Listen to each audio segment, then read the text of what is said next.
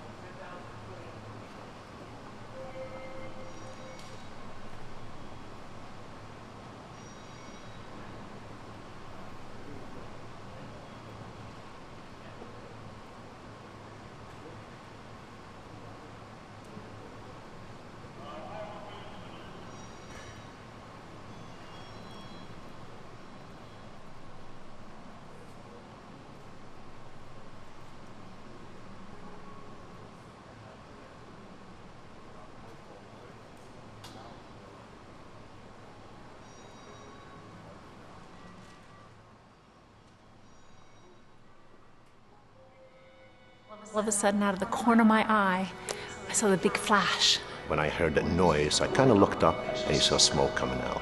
Right away, I knew something wasn't right. Somebody came running in and said, "Don't go out there." He says, "Oh, a plane just flew into the World Trade Center." It was a day like this 20 years ago. The corner of Wall and Broad Street ready for another trading day. They came from all 5 boroughs and from neighboring states. They came that September morning with a purpose. They came as they had for over 200 years to our exchange.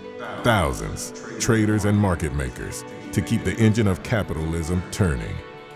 And then, at 8:46 a.m. that day, it all stopped. Nearly 3,000 souls lost. 10 from our exchange family, including Thomas Sullivan and Robert Sutcliffe. For us, the toll could have been worse. Ollie Howard, a member of our security team, oversaw the safe evacuation of our people from our offices in the World Trade Center South Tower. For Ollie's co-workers, the seemingly impossible task was just beginning. The markets were down, silenced by severed communication lines that lay beneath the fallen towers. For the rest of the week and through the weekend, they worked, their ingenuity reconnecting the tethers to restore trading and trust in the economic machine. While they toiled, a flag was flown across our Corinthian columns, a symbol of the spirit the terrorists sought to destroy. It stayed there, even during our darkest days. And then, on Monday, September 17th, they came again, everyone with a role to play in the heart of the world's financial center. But this time, they weren't alone. Governor Pataki, Mayor Giuliani, Senators Schumer and Clinton, first responders, and hundreds more convened on our floor.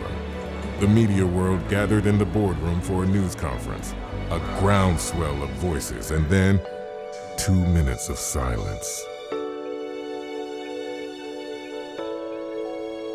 That day, a record 2.4 billion shares traded hands before Ollie Howard rang the closing bell, fitting recognition for his heroism 7 days before. And for 10 days after, opening and closing the market was an honor shared by first responders and others who bravely put themselves in harm's way. The sound of that bell means many things. For the last 20 years, on 9/11, the flag has flown and the bell has rung to give remembrance, to honor, to give thanks to the victims and heroes of that day, to those who have served, and to those who carry on every day since.